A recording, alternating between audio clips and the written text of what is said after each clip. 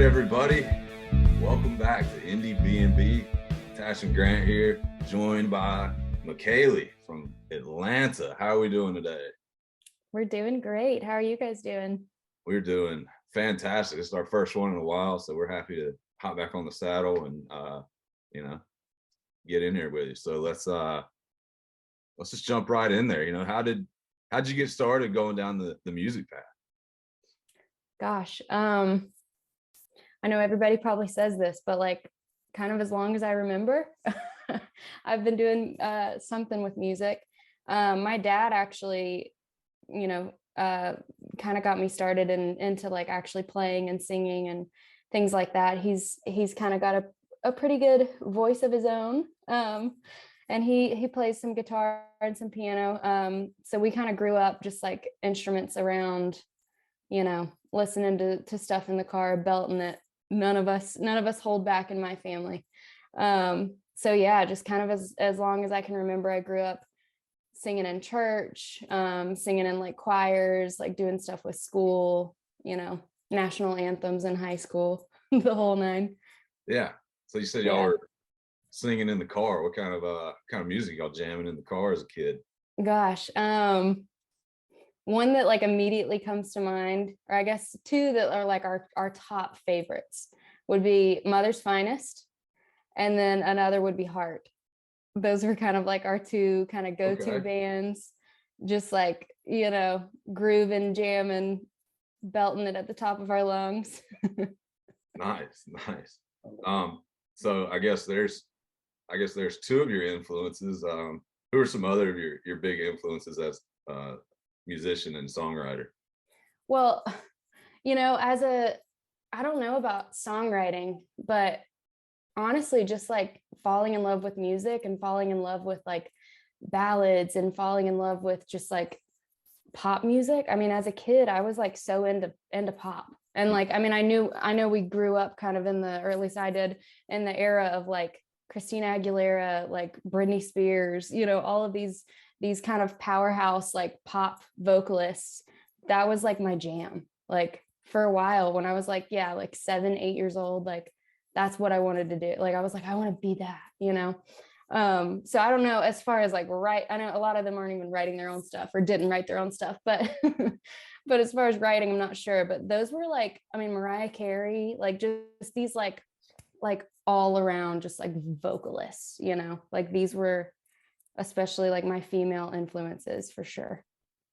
Yeah, I mean, they were huge. I mean, there's a reason they were huge, because they were very talented. So Yeah. Do you see them showing up at all in your music, like, whether subliminally or intentionally? I mean, there's times, like when I listen back, like I guess I haven't listened to any of that stuff in quite a while, I guess, but when I look at the song structure, I mean, I do see structurally, I guess, some of that in my writing, because it is kind of just like the formula of a pop song, like exactly like the way that you would lay out their songs is similar to the way that I kind of can scope out my own. So I guess in ways, I think I can see some of that in there. Well, yeah, walk us kind of through that. I guess that'd be sort of your writing process. What's kind of well, let's just go into like, you're talking about the scope of a pop song. How do you see that play out, like for a pretty how am I trying to say this? How does that go into your writing, where you say like, okay, I'm gonna write, a verse and then go into maybe a big chorus, come back in and maybe hit a bridge or another chorus, whatever it might be. Yeah, I mean, I guess, and I think a lot of people would say this, I guess each song is different for me. Like anything I write, like I would like to think that I can do it all, the same way, because then it would make me feel like I could actually finish a lot of my songs. A lot of them are unfinished. But I mean, most of the time I do end up starting with just a verse. Like a lot of people will start with the hook, like they'll start with the hook, they get something and then they build around that, and that's their chorus or whatever. I don't know, for whatever reason, like choruses are much harder for me. Like finding that hook is much harder for me.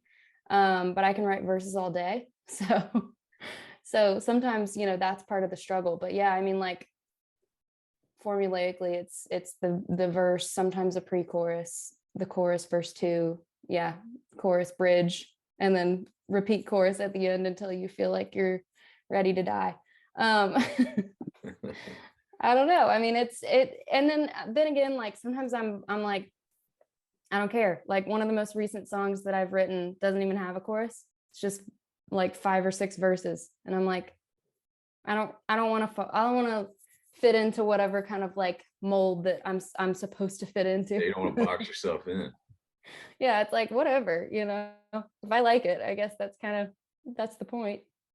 Where do you usually start, like within the writing process? Do you usually like, are you playing on guitar or piano and find something, or are you more like find a melody that you like and try to put it onto the music that way?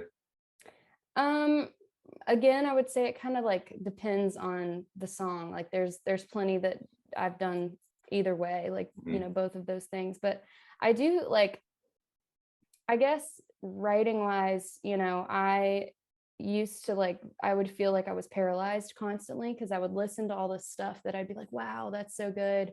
I'd love to write something like that. And when you're listening, it feels like it would be, oh, like that's not like terribly complex or like incredibly deep to where like I didn't even realize the meaning or whatever. And so you sit down and you're like, okay, where do I start? So I used to get a little paralyzed with that. And one way around that, I started kind of just writing like not necessarily lyrics, but just like words, thoughts, like anything that I could think of. And I had a professor one time, I did like a study abroad program in Italy, and we did jazz music and all kinds of stuff. We talked a lot about writing, songwriting and everything. And he called those ideas and thoughts, that he would call them your germs. So he would say, write down your germs, like just keep like a note in your phone. And like anytime something, hits you or you think of something in the middle of the car ride or like in the middle of the night, like there's plenty of times where I wake up and I'm like, let me grab my phone, I got to write that germ down. And then those things kind of expanded into, like poetry or just like longer pieces of, I don't know, just like things that I'm writing, even if they don't rhyme or whatever. And I've taken a lot of that and put that into lyrics for my songs. So, I mean, as far as where I start, like sometimes I'll open that book.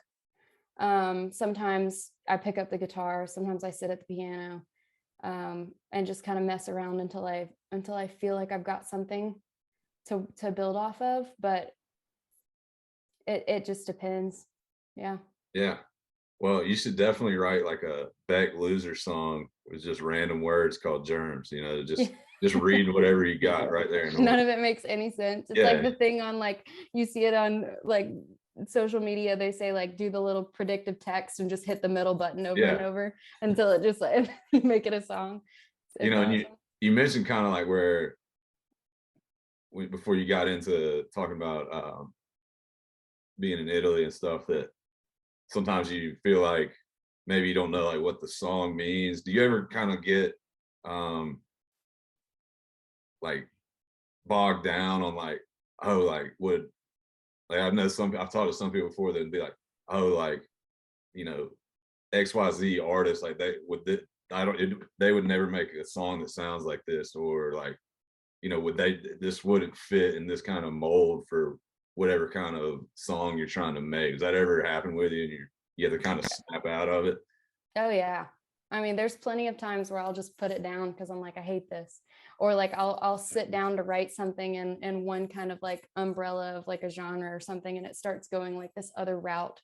And I'm like, gosh, this is so country. And I wanted it to be like more indie pop or, or whatever. And then there's times too where like I'll just try to finish, because that's just a challenge in and of itself. And funny enough, like I'll play them for my parents or whoever. Like some of the ones that I hate the most are people's favorites. So it's like, sometimes you just owe it to yourself to try to get through it. But yeah, no, all the time. I'm like, there's plenty of times where I'm like, no, this is not the direction I was trying to go in at all. Yeah, I'm a big Kings of Leon fan, and I know that they hate that like Sex on Fire is their biggest song, but they're like, it just, you know, it happens. It happens. So how would you describe your sound? Like if an alien came down to Earth, how would you describe your sound? There's a lot of alien references on this show. Okay. I don't know why. Big believers. Yeah, Big believers. big alien people over here. Gosh, I don't know. I mean, I think like, are you meaning in terms of like tone, or are you meaning in terms of kind of like genre? I'm an alien. How, you know? You're an alien. Okay, gotcha. What do you sound like? I mean, I would say honestly, like I'm, and like maybe 10 years ago, if you had told me this, I would have been like, nah. But I think now, like I'm a pop singer. Like I just am. But you know, I can cross over, I guess, a few different genres. Like I was raised listening to country music, so I think part of me tends to have like a little bit of that storytelling vibe in some of my songs.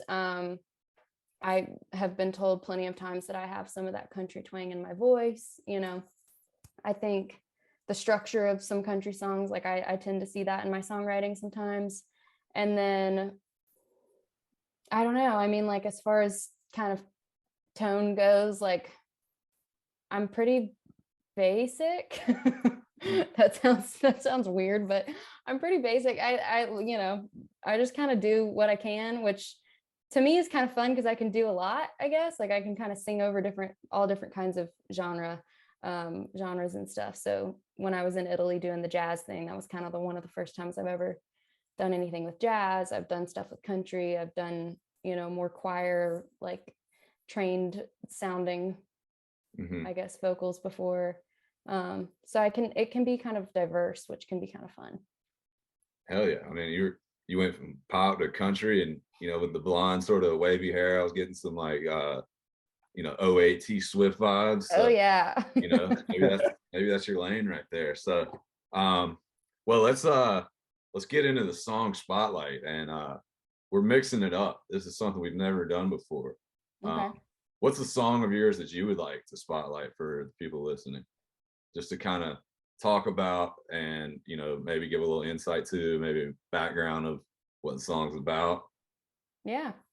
I'd probably say my most recent one. So it's a song called Forgotten About. I recorded it, gosh, it was either 2020 or 2021. All of those pandemic-y times like just run together. I'd have to look back. That big 2-year one. Yeah, it's like I don't know the difference between any of the years at this point. It was kind of like more of a ballad sort of vibe. And like, I mean, I've shed some light on this already, but like normally my writing process it ranges. First of all, it can be just all over the place, but usually it's like hard for me to complete a song, like whether it means that I'm sitting there all day, or if I'm like coming back to it like months and months over, or even like over the course of a couple years or whatever. I've done that too. This song, I think I sat down unintentionally, kind of just messing around, and had the completed song in like 30 minutes. It was just done. It kind of like, and people might say this sometimes, but it quite literally just like poured out of me. You know, I think to a certain degree, like it was something that was like writing itself. And this song, lyrically speaking, it's just kind of about feeling, you know, feeling in ways like invisible, or feeling like you're putting up a front, and, you know, in social settings, and you're kind of acting as if you're fine, but you're not, or whatever. I guess overall, it's about like kind of the battle of like depression and like social anxiety, and how you can get in this kind of cycle where you feel alone, so you want to be around people, but then when you're around people, you feel worse, so you want to be alone. And then, you know, it's like just this over and over, like, you know. So that's kind of the gist of it. But it was a really fun one to record, because we got to do a little bit we recorded it here in Atlanta at Maze Studios. And my producer, his name's Andrew Blooms, he was getting all fun with it, having all kinds of, we had a drummer come in, we had, you know, pretty much any instrument you can think of. We just were messing around with it in the studio. And our engineer, her name's Annie, she played strings on it. She did some vocals at the end. It was kind of a Billie Eilish little vocally, you know, harmony type of vibe. It was pretty cool. So yeah, it was a fun one. Hell yeah. Well, everyone go out and listen to it. And I think that, you know, leads us straight into Mr. Quiet over here, Pete Peterson's party pack question. Well, I figure I get the last little bit of this, so I give you your time, and now it's my time. Yeah, so it's Jay my and time. Silent Bob here, you know. Yeah, Silent Bob here. Before we get into Pete Peterson party pack questions, I want to, you know, talk about your live set or live music, or, you know, where around Atlanta we can find you doing some live stuff. I know you play with our good friend Joe Staff, the band, every now and then, you know, so talk to me about your live set, live schedule, and if we've never seen you before live, what can we expect? Yeah. You know, it's funny, like the day that COVID shut the world down, it seems like I was playing in a little coffee house, you know, set. And literally the next day, like school was closed and everything like that. So it was the very last day of freedom. I was playing something, and I recently, like last week, I think it was, maybe the week before, I did my like first live thing. I did a writer's round in Decatur. And so it was weird. I was like, oh my gosh, it's been so long. I had kind of forgotten, you know, what this feels like. So to be truthful, I don't really have anything like upcoming. I mean, I have like a couple weddings and stuff, but none of that counts. I don't have really that much stuff planned out, but like probably some more writers rounds first, and then yeah, we might get with Joe and Staff, the band, we might get some stuff going. Most of the time I do like kind of my own stripped down acoustic sets. That's most of the time what you might see me doing. I love doing a good house show. I love doing a little coffee shop, you know, writers round, stuff like that. It's just like much more intimate, much more like engaging. I feel like that's kind of where my heart is at. Gotcha. Well, within the set list, like you know, a lot of it, you have some originals out on Spotify. You know, do you do covers? A lot of your YouTube is covers. So, you know, when I come to the coffee house, can I expect to hear some things that I've never heard before and things I've heard before, or what's the mix there? Yeah, I mean, I'd say like probably 80% is going to be my stuff. Okay. You know, some of them are out, some of them are not. And yeah, I'll throw some covers in. Like I did a little house show one time that was around Christmas time. We did a little Elvis Presley Blue Christmas, which was fun. But yeah, we'll do some covers every now and then. Just kind of, I kind of decide, like, depending on, you know, where I am, what the vibe might be. If it's like a T Swift type of cover vibe, like that's one of the ones I might pull out. Just depends. I like it. For that. Yeah, for sure. Well, we're gonna go ahead and get to it here. Pete Peterson's party pack of questions. It's 20 questions in a row, this or that. Okay. And it starts right now. Cake or pie? Cake. Salad or soup? Salad. Coffee or tea? Coffee. Acoustic or electric? Acoustic. Waffles or pancakes? Waffles. Chips or pretzels? Chips. Is love at first sight real? No. Is magic real? No. Toaster strudels or Pop Tarts? Oh my gosh, a toasty strudel? I haven't had those in years. Probably toaster strudel. Okay. Sunrises or sunsets? Sunsets. I literally was talking to my mom about this today. Weird. Bagels or donuts? Donuts, 100%. She goes nuts for donuts. Night in or a night out? They're both so great. Honestly, probably night in. Okay. All right. If you show up to a party, and I've been to a few with you, and I haven't seen you do either of these things, but are you going to do the robot or the worm? Robot. I don't think I can do the worm. Okay. Ranch or blue cheese? Ranch. Would you rather be a ninja or a pirate? Pirate. Scurvy. All right. Aliens, are they real? Yeah, according to you guys. I Yeah. just learned this. Bigfoot, is he or she real? Yep. 100%. All right. Dogs or cats? Dogs. All right. And finally, the final question of Pete Peterson's party pack of questions.